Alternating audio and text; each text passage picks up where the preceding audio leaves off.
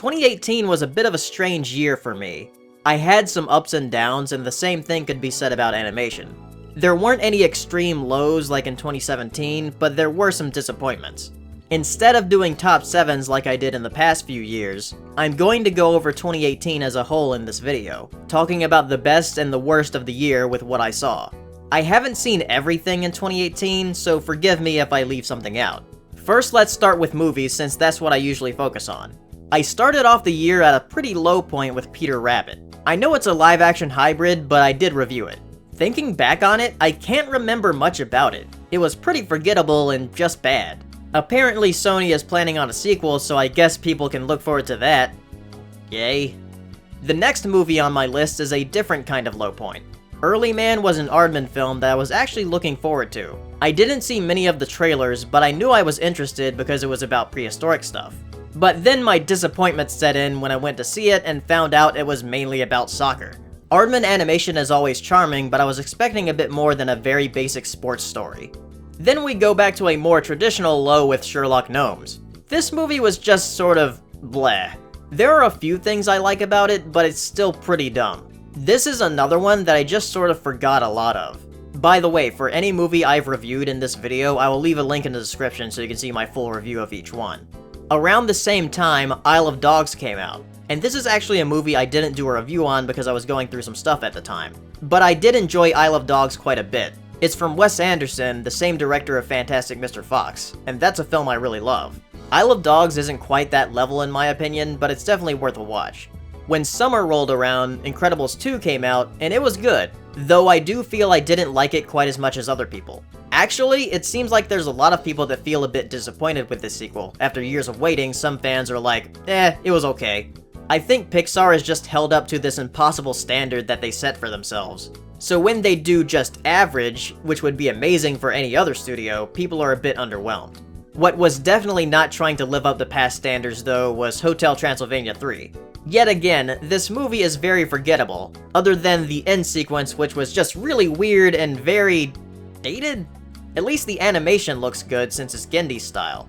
Then we have the first surprise of the year, Teen Titans Go to the Movies. If you would have told me in 2017 that I would actually like something from Teen Titans Go in 2018, I would have thought you were lying. This movie was actually pretty funny and smart with its humor. It does drag a bit during the second half with its humor, but it does have a lot of great moments and songs throughout. Christopher Robin was the next movie I saw, and it's not quite a remake of a classic Disney film, but rather a different take on one. I thought it could be pretty interesting, and it was. At least for the first half with the grown-up Christopher in the 100-Acre Wood. The second half was the typical formula of animated characters coming to the real world, and I thought it was a bit dull. Next is another surprise with Smallfoot. I wasn't expecting much from this movie due to the last non-LEGO movie from Warner Brothers being a bit underwhelming, but Smallfoot actually had a very interesting message behind it that I rarely see in animated movies about questioning belief and ideas. It also had a surprisingly good soundtrack for a musical that's not a Disney film, especially the song Wonderful Life. Seriously, go look up that track. Then we have The Grinch. I was already not looking forward to this movie, so I went into it a bit grumpy. Maybe it's just because it's Illumination and I already have a bit of a bias against them with how I think they manufacture their movies to appeal to the lowest common denominator so they will be successful no matter what, despite how mediocre they might be. So yeah, The Grinch, like other Illumination movies, just felt kinda soulless to me. Ralph Breaks the Internet was a pretty interesting sequel. It's the first one Walt Disney Animation Studios has done since Fantasia 2000. All the direct-to-video stuff was Disney Toon. I have a feeling I probably like this movie a bit more than most people. I know there are fans of the original that wanted to see more video game stuff, but I think they did a good job in representing different areas of the internet. And there are a ton of Easter eggs and details in the background, like how the bottom of the internet has a lot of outdated websites and services like AOL and GeoCities. Like I said in my review, it's not like the Emoji Movie. It's much better. Then to top the year off, we had Spider-Man Into the Spider-Verse. This was a great way to end the year. Spider-Verse is just really, really good. Its style is fantastic, the story is great, and the characters are incredibly likable. Seriously, the hype was real with this one. Now let's move on to animation on TV and Netflix. There's not a whole lot I want to talk about here other than a few things. First off, let's talk about all of the shows that premiered and continued on Netflix. BoJack, F is for Family, and Castlevania all had new seasons that I enjoyed. Though I think I enjoyed the new season of Castlevania the most. It had a really epic conclusion, and I'm curious to see where they go from here with the show. New shows that premiered were Disenchantment, The Dragon Prince, and Hilda.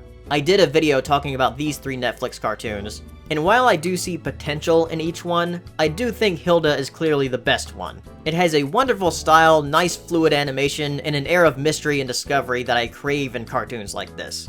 There's another Netflix show that I covered called Aggretsuko. I don't cover anime that often on the channel, but this is one I wanted to talk about in a video. I had been watching the shorts of Aggretsuko for a while, so I was glad to see it get a full series. They also recently had a Christmas special which actually continues the story. It's very cute in its style, but it's also very relatable with its characters.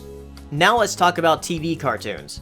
Unikitty is one that technically premiered in 2017, but it had its official debut on New Year's Day in 2018. I really like this show. I think it can be very funny, but I do wish it was a bit more Lego-y, if that makes any sense. Like, it's hard to notice that the characters are Lego with the type of animation it is. Summer Camp Island is a show that took me by surprise. I was expecting to not like this show at all, but I did a complete 180 and fell in love with how wholesome it is. It's just a really cute and comfy show. It's just unfortunate that it didn't get a lot of traction due to Cartoon Network dumping all the episodes out on one day. Apparently there's more of the first season, which should be coming out later this year. The new DuckTales is an incredibly good reboot, and it had an excellent run with its first season. The finale premiered in 2018, and it was great. I'm glad this reboot ended up being as successful as it is. It gives me hope that Disney might do the same with some of their other Disney afternoon shows.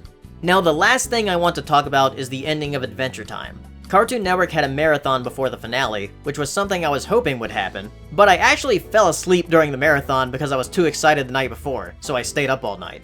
Adventure Time is a show that's very close to me, and it became one of my favorite cartoons of all time. I really liked the finale, but I do think it could have been improved upon a little bit. I'm just sad to see it go and wish there was maybe just one more season.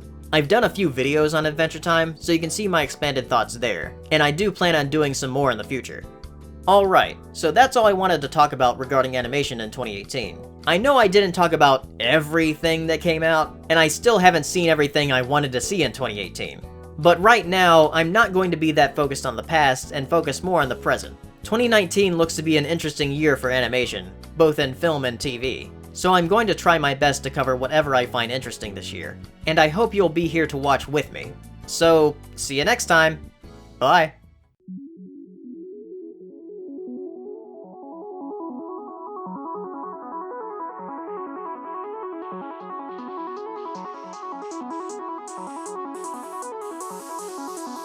Good evening, ladies and gentlemen. Well, by now we're getting a bit used to winter. We're like soldiers in the middle of a campaign, growing hardened to discomfort and better able to take